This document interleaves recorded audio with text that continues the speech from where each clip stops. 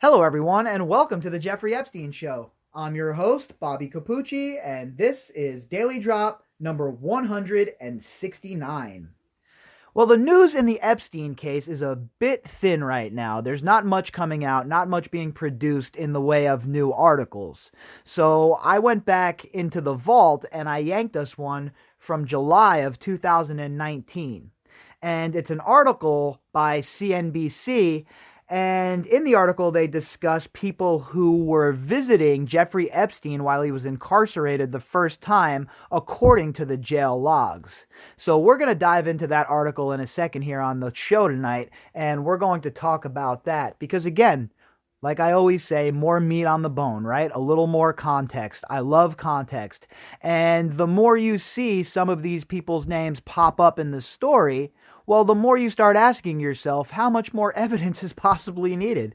These people they're not showing up once or twice, and most of them are not even showing up in an official capacity. They're showing up there because they're friendly and they're pally with Jeffrey Epstein, a convicted sex offender, a man who was engaged in one of the largest trafficking rings known to man at this point. And these people that we're going to discuss in this article thought it was kosher, thought it was cool to go hang out with them. One of the people that's in this article is Sarah Kellen Vickers, and how much more do we need to establish her role in this criminal organization, in this criminal enterprise? How much more do we need to serve up before anyone takes notice and steps up to the plate and arrests this lady? I understand that she's protected in that original immunity deal, but is she protected in New York? What about the Virgin Islands? What about overseas? Now, there are plenty of avenues to go after her, and there are plenty of ways to make sure a job is done correctly. But so far, we haven't seen any of that. And considering we were talking about Sarah Kellen Vickers in such depth previously here on the show in the last couple of days, weeks, and I thought that with this article and her being involved in it, again, it adds a little more context and it builds the case against her a little bit more. Because we know that she is definitely involved in this with Jeffrey Epstein in a role that is not somebody who is just an employee. This is somebody who is taking part in the actual crimes being committed, and there are witnesses and accusers who have pointed their fingers directly at her. So that's the reason we gave her so much time on the show in the past few weeks, and obviously everybody who follows the case knows the deal and why we would focus on her. But if you're new to the case, and this is maybe, the first few weeks that you're listening, that's why we've been focusing on Sarah Kellen Vickers, because she played such a huge role. And again, we're going to see her name in this article. What it does builds more of an ironclad case against her. I mean, how many of these things can be coincidences, can be drawn up as such? How many of them can be drawn up as, oh, well, that's just because they were friendly. She wasn't involved in his criminal activity or his crime spree. Well, the evidence points in a different direction. And we know that that was her excuse, right? That she didn't know, that none of them knew. Oh, how am I supposed to know what he's up to? Oh, that's just so, I can't believe it. It's so heinous. I can't believe he was such a monster. Meanwhile, they were spending every minute of time with him. They were getting these exorbitant salaries that were dwarfing even salaries on Wall Street for people in the same positions.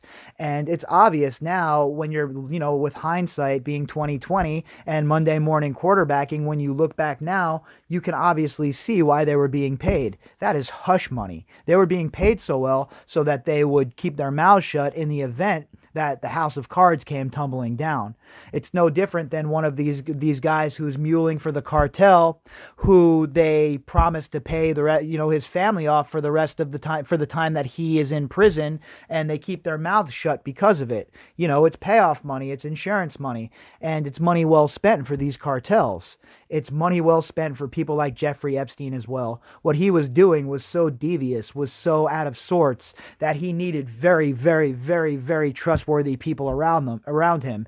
And what better way to have that? A, have them involved in the crimes with you, and then B, paying them on top of that. So now you have two layers of protection, basically mutually assured destruction, just like in nuclear war. If I go down, you're going down with me. And what that does, it provides another layer of insulation around the organization, so it makes it harder to peel the onion and get to the inside. It's typical for criminal operations, for these sort of organizations, for them to set themselves up in such a manner. So that's what we're going to do tonight on the show. That's what we're going to discuss. And there's going to be a little bit about, I haven't read the article yet, obviously, but there's bullet points, and Alan Dershowitz is involved in the article. Arnold Paul Prosperi, who was a good buddy of Bill Clinton's, is mentioned in the article. And like I said, Sarah Kellen and Nadia Marcinkova. So what it does, especially with those two, it shows another level of their involvement when it comes to Jeffrey Epstein's organization. And at the end of the day, that's the goal of this Core 4 series. So it's nice for us to add a little more meat to that bone, a little more context, another piece of the puzzle. So this article, like I said, is from CNBC. And the headline is, Jeffrey Epstein Jail Logs. Accused child sex predator met with Alan Dershowitz, Bill Clinton's friend, and alleged co-conspirators a decade ago. Published Friday, July 12, 2019. The article was written by Brian Schwartz and Dan Mangan. Wealthy financier, pedophile, and accused child sex abuser Jeffrey Epstein had a revolving cast of characters take turns visiting him in a Palm Beach County, Florida, jail while serving a 13-month criminal sentence in 2008 and 2009, according to visitor logs reviewed by CNBC on Friday. Those visitors included Epstein's appeal attorney Alan Dershowitz, who showed up on New Year's Day 2009, as well as Arnold Paul Prosperi, a college friend of former President Bill Clinton, documents show. Other visitors were two women who have been alleged to have been co-conspirators of Epstein. Now, why would Dershowitz be showing up there on New Year's Day? Did that make sense? He shows up for all of his clients? Did he show up for all of his clients on New Year's Day? Or was it only for his good pal, Jeffrey Epstein? And don't even get me started on Paul Prosperi. Paul Prosperi was a dirtbag, a guy that was pardoned, or his sentence was communed, whatever, either way, by Bill Clinton on Bill Clinton's last day in office. I mean, this is a guy that I've been aware of for a very long time, and I knew that he was, friendly with Jeffrey Epstein, but the circle is so small, folks, right? When you start looking at all of this, all of these people are connected, all of these people know each other, and it just goes to show you that this so-called polite New York society is anything but. It disgusts me, honestly, the way that they conduct themselves. We heard in a article we read a while back, I believe it was in the New Yorker, from a socialite who is part of that so-called polite society. And according to that socialite, it doesn't matter what you do. If you have enough money, you can buy your way back into polite society. And that's how they roll. They don't care. I mean, what do they care about any of our children, or about the way we live, or if we starve to death, or whatever it may be? The polite society doesn't care. Oh, they'll let on like they care, and they'll scream from their ivory towers and talk about, oh, how dare you not help your fellow man. Meanwhile, when the shit goes south like it is in New York right now, they all run away to Montauk and to the Hamptons so they can hide. And that's typical behavior for these cowards. They like to put on a good face. They like to put on a front. And then when the chips are down, and when they need to live by what they preach, and they need to stand behind their virtue signaling, well, all of a sudden they can't do that. All of a sudden it's run for the hills and leave all of the poor people to fend for themselves. They're just... The hypocrisy from so-called polite society in New York it's obvious, okay? You just see it over and over and over again, and this last instance of them running away up to Montauk and the Hamptons is just another example. We saw the worst of the worst when it comes to Jeffrey Epstein, though. The way that they all looked the other way, the way they were all willing to welcome him back into polite society after they all knew what he'd done and what he was up to. And it all comes down to money and power for these people. Consolidation of power and building even more wealth. I'm not talking about, a couple of million. I'm talking about generational wealth. That's what they're all looking to build. And every single one of them is jockeying within their circle. And the rest of us, well, like they say in George R.R. Martin's books, it's us who suffer when the kings and queens play their Game of Thrones. And that's what we see from these people. They truly believe that there are aristocracy. They truly believe that there are lords and our ladies to rule over us as they wish. And, you have to ask yourself, do you want to be a citizen or a subject? And they certainly don't look at us as citizens. They look at us as subjects. And you see the way it is. You just see how it is. These people that are like Dershowitz and this Paul Prosperi character, they don't have any qualms about going to visit Epstein. They don't care what you or I think, because they're buddies in high society. Well, they'll just welcome them right back into the club. Epstein's also a former friend of President Donald Trump's.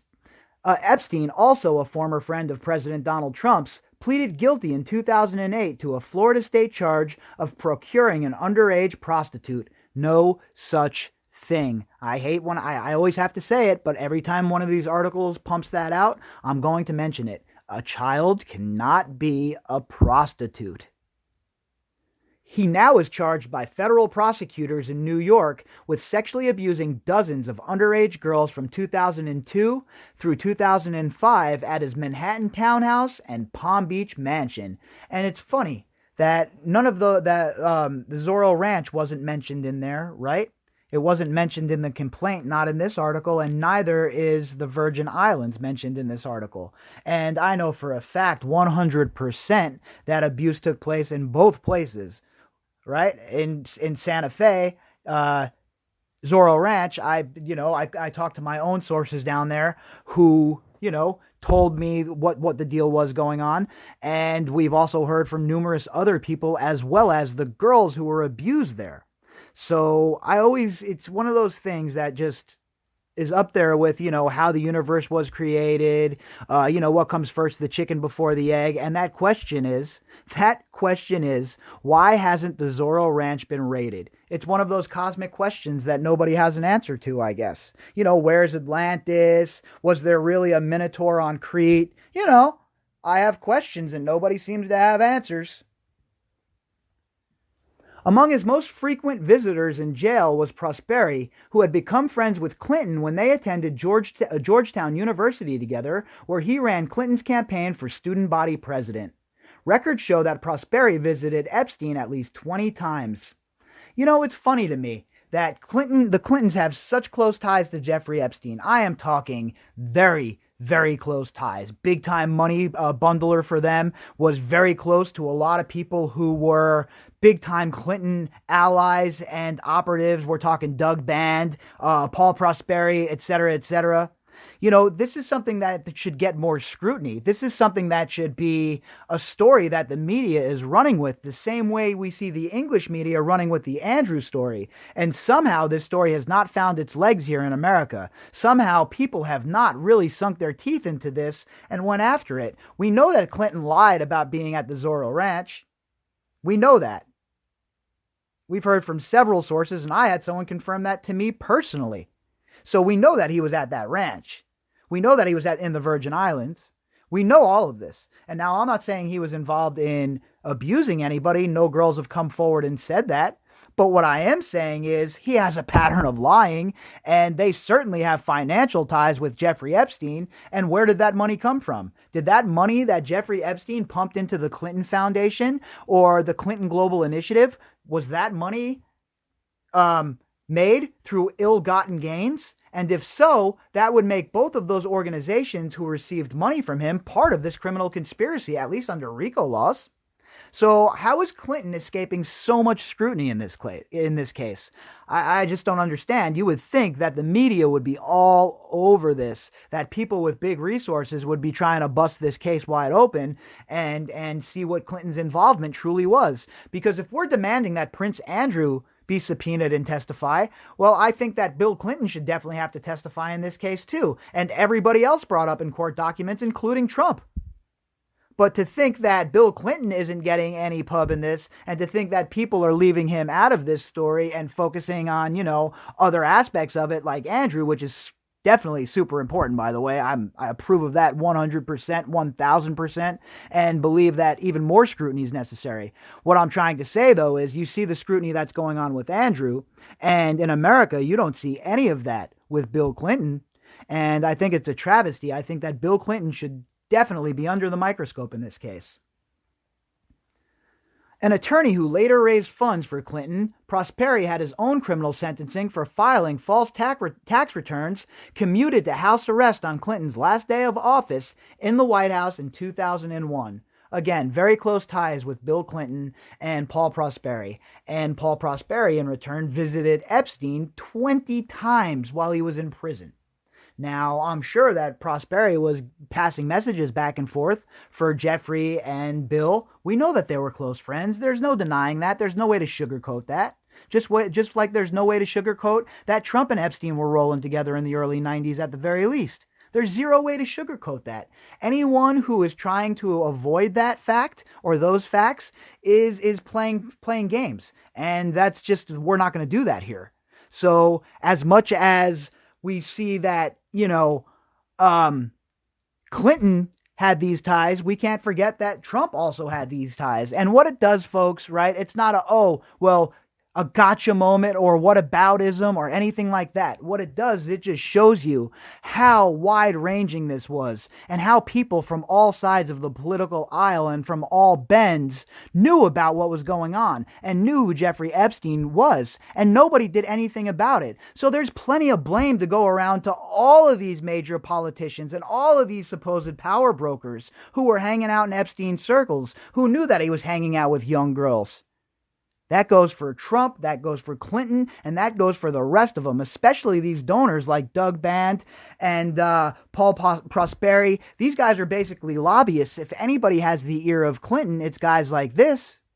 And for them to have this sort of access to Jeffrey Epstein and to think that they're not going back and reporting to Clinton, or they're not being a go-between for the Clintons, it's naive at best, folks, okay? It's naive at best.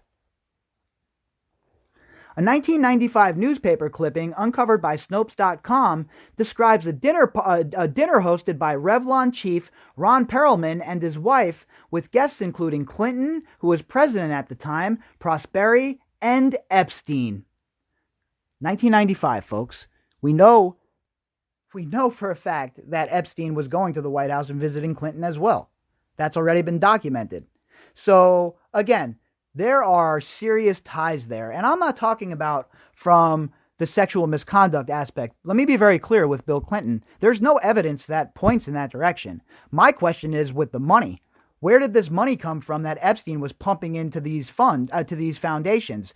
Epstein, we know that all of his money basically was received with ill-gotten gains. He was up to all sorts of money laundering and shit. We know that. So the money he was pumping to the Clinton Foundation and into Bill Clinton's pockets and into, the initiative, where did that money come from? Because again, this all needs to be scrutinized. Where is the outrage over this? Where is the uproar? And I'm not just talking about from the public. What about from people in the Justice Department? What about people in the FBI? If we know this, if this article has been out since July 12th of 2019, and this information has been in the public view for that long, you mean to tell me that they don't know about this? The prosecutors don't know about this? How much more evidence do they need of what's going on here? And how much more evidence do they need, at the very least, to initiate a huge investigation? Because there's no signs that that's even going on. Well, I will say this, though, about that. If there is a huge investigation ongoing, the FBI is going to definitely play their cards close to their vest when it comes to that. We're not going to hear any declaration of that. So this could all be being investigated as we speak, right? And in a perfect world, that's what would be occurring. But we know this isn't a perfect world, and we know we're not dealing with the most stand-up characters when it comes to the Justice Department and the current regime. So we can't really have faith that that's happening. So we have to continue to ask these questions until it occurs. We have to continue to bring this stuff up until it occurs. Other guests at that dinner included actor Don Johnson, singer Jimmy Buffett, and Don Fowler, and then co-chairman of the Democratic National Committee. Now, what I will say is this. That was in 1995, so it wasn't on record what Epstein was yet, but I will say this as well. It wasn't like this started overnight. So even though Epstein wasn't on anyone's radar as a child abuser then, it doesn't mean that he wasn't up to that. And I have a sneaking suspicion that he was, considering what he did to Maria Farmer right around the same time. So I have a hard time believing that even in 95, these people hanging out around him, they had no idea who he is. But when we talk about just going to a dinner, I'm not going to say that Don Johnson or Jimmy Buffett or Don Fowler were involved in any sort of, trafficking or anything like that. We don't know that. But what it does, again, is it provides a bigger picture for everybody to see how Epstein was welcomed inside of this polite society for decades, even after his arrest. But even back then, everybody knew what he was up to. Everybody you talked to who knew Jeffrey Epstein knew that he had these sort of proclivities, knew that he was a pretty sick guy. Clinton's spokesman has said that he cut ties with Epstein over a decade ago and has no knowledge of Epstein's alleged crimes. On Friday, a representative for Clinton did not return CNBC's request for comment. That's shocking, huh? I mean, wow. Clinton didn't return a request for comment? Of course he didn't. He knows. Clinton knows what's up. Look, one thing I will say for Bill Clinton is he is a political animal. The guy knows the deal. He's not going to step in it like Prince Andrew. There's zero chance that happens. If Clinton ever gets caught up in this, it's going to be because of good police work. He's not going to step in it. He's not going to make it easy for investigators. He's not going to make it easy for anyone sitting down and talking to him. The guy is sharp when it comes to politics, and there's no doubt about that. Dershowitz spent much of the morning on January 1st, 2009 with Epstein, according to records. In a statement to CNBC, Dershowitz said, "I always visit clients in prison. We discuss legal issues. It was not a personal visit. It was professional." Easy for him to say, right? Attorney-client privilege. Nobody knows what they were talking about. We're not privy to that conversation. And on January 1st, huh? I wonder if we looked at the records, how many of your other clients have you visited on January 1st, Mr. I didn't take my underwear off, so it's okay, Dershowitz? We're not buying your story, Mr. Dershowitz. Not here on the Jeffrey Epstein show, that's for sure. Later that same holiday, Prosperi came by to see Epstein, as did Joseph Pagano, who has the same name as a venture capitalist previously reported to be a friend of Epstein. CNBC was unable to reach Pagano. Of course they were. Again, these people are all sick. And what'll happen is, when they get called on the carpet, their excuse will be, well, I had no idea what he was. I didn't know he was up to that. We didn't know. Come on, you can't hold us responsible. We didn't know. Meanwhile, they're all hanging out at parties with him. People don't whisper. People don't talk. We see how Jeffrey Epstein was, how brazen he was, how he talked to Bradley Edwards even. You think Jeffrey Epstein was the kind of guy that was keeping these secrets? Stop it. Not among his buddies, not amongst his fellow travelers in so-called polite society. Other notable visitors were two of Epstein's alleged co-conspirators, Nadia Marcinkova and Sarah Kellen. Combined, the two made over 70 visits to the Palm Beach County Jail, records show. 70 visits. 70 visits. Okay? Why were they there 70 times? What could they possibly have to talk about? And also, isn't it a thumb in the eye to the survivors to know that his co-conspirators were able to keep coming to jail and to keep being involved in the conspiracy to keep it going? That's what they were doing. We know that he picked up right where he left off once he left jail, and we even heard reports that he was up to the same shit while he was out on work release. So what were these girls doing there? What was Sarah Kellen Vickers doing there? What was Nadia Marcinkova doing there?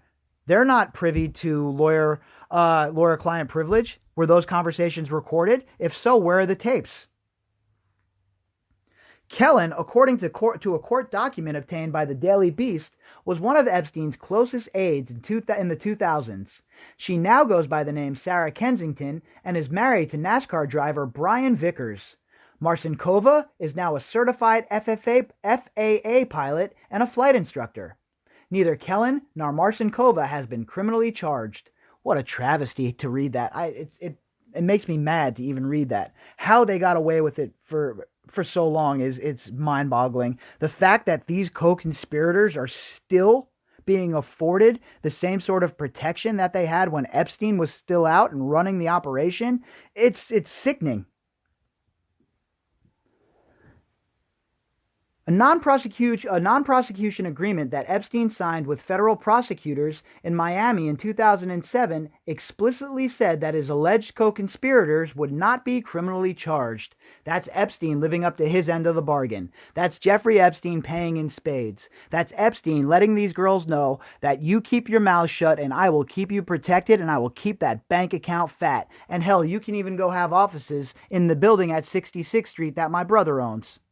That was all part of their package, their benefits. That's why they all kept quiet. That's why none of them talked. That's why they all closed ranks around Epstein. But now that Epstein's gone, now that their security blanket has been ripped away from them, well, it's time. Now is time, Mr. Berman. Alex Acosta, who was U.S. Attorney in Miami at the time, oversaw the deal. On Friday, Acosta resigned as Trump's labor secretary amid criticism of his handling of the Epstein case more than a decade ago. Now remember, this is an article from July of 2019. Igor Zianovev, a Russian who is a former martial artist, also made his way to Epstein's jail cell. Well, we know that he was Epstein's security guard, and we heard what he had to say when Bradley Edwards penned those columns for the Daily Mail. So we know that Igor was definitely involved. Igor was his security guard, and according to Igor, remember, he does not believe that Epstein killed himself. No one visited Epstein more than Story Cowles, who was reportedly his personal assistant. Cowles visited Epstein nearly 130 times. At times, Cal signed in as a paralegal.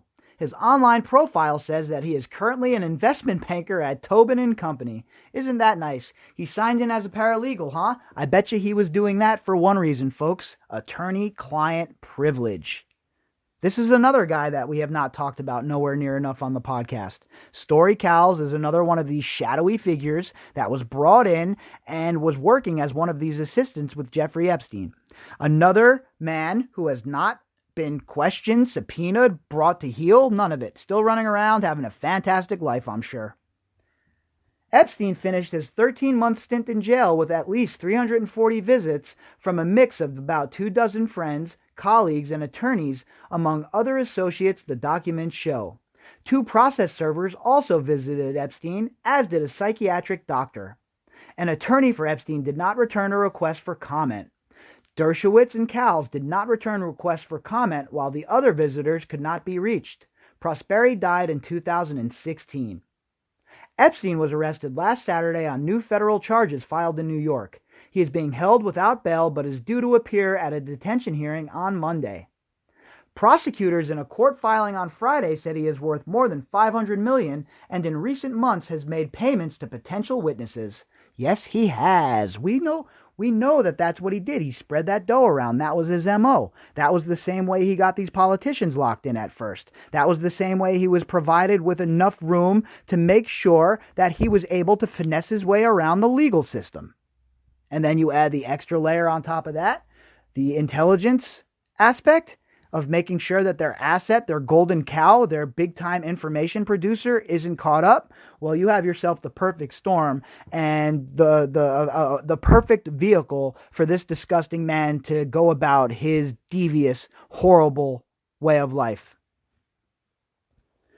Epstein, who ran his firm out of the U.S. Virgin Islands, historically has had ties to a few wealthy executives and politicians. A few wealthy executives, huh?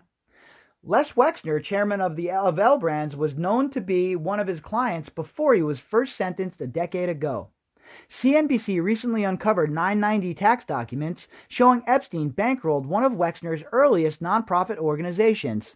I wonder where that money come from. I'm sure that money was all made legit. I'm sure that money wasn't laundered. I'm sure that money wasn't ill-gained. I'm sure that money had nothing to do with the criminal enterprise. Nothing at all.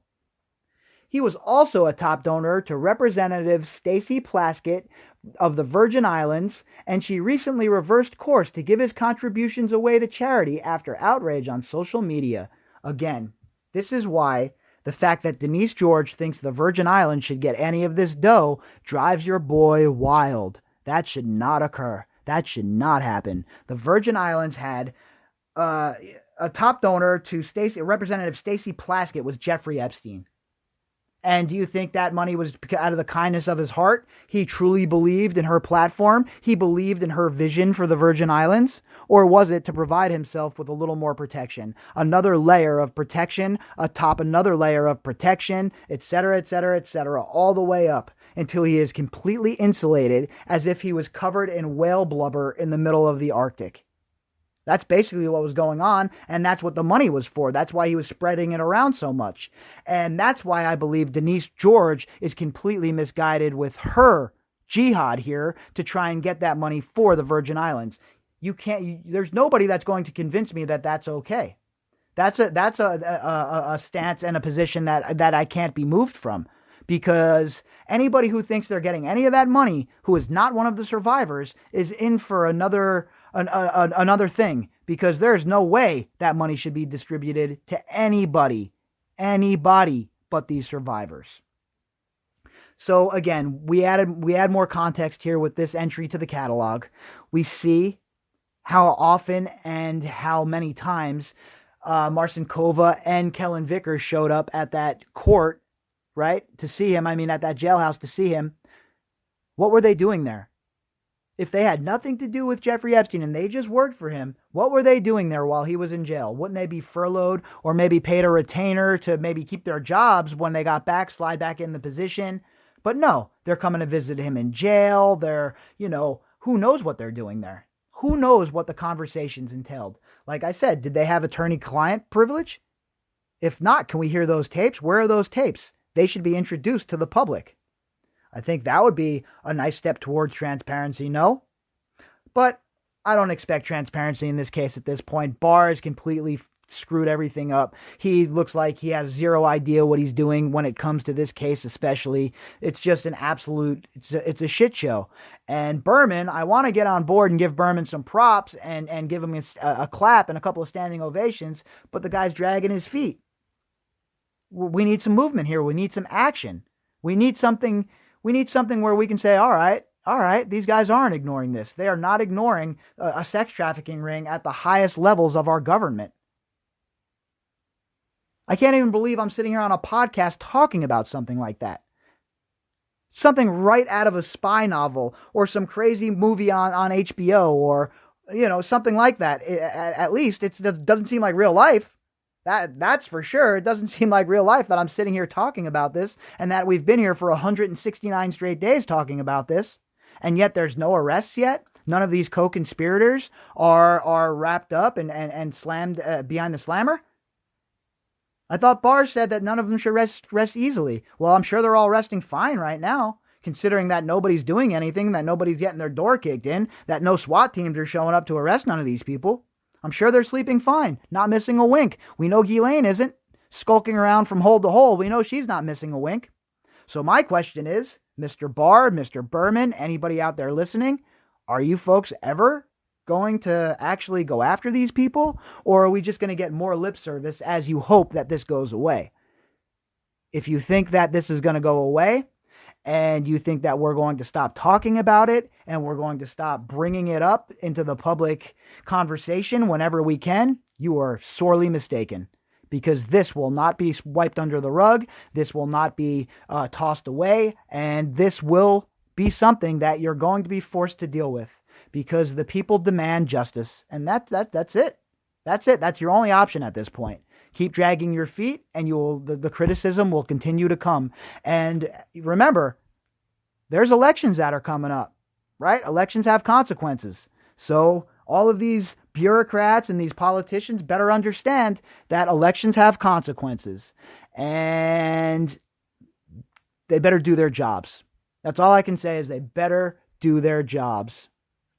All right, folks, if you'd like to contact me, you can do that at bobbycapucci@protonmail.com. That's BOBBYCAPUCCI@protonmail.com. You can also find me on Twitter at BOBBY_CAPUCCI. And also, I'd like to announce that tomorrow I will be on the Prince and the Pervert podcast. It's most of you are familiar with it. It's a podcast that's hosted out of Australia. So I'll make sure that I get you guys the link after the after the episode is recorded and the gals go ahead and put it on air. I'll make sure that the link is available for you to follow it and go check it out if you want to do that. And I suggest that you go and subscribe to their podcast now, so every single time a new episode comes out, you're hooked up, right? Who doesn't need more Epstein information? Who doesn't need more content? All of us do at this point. I know, especially now, sitting around not doing anything. So definitely make sure you're looking out for that. I'm pretty pumped up to jump on their show for the first time. I really respect what the ladies do over there. And yeah, it's going to be fun. I'm really looking forward to it. So be on the lookout for that. I'll post a link after I'll post it with the daily drop tomorrow night. And we'll go from there, folks, right? All right, everybody. So we will be back tomorrow. Got some nice things coming out. Got some nice content almost ready to go. And yeah, we'll get to it tomorrow. I hope everybody has a fantastic night. And until then,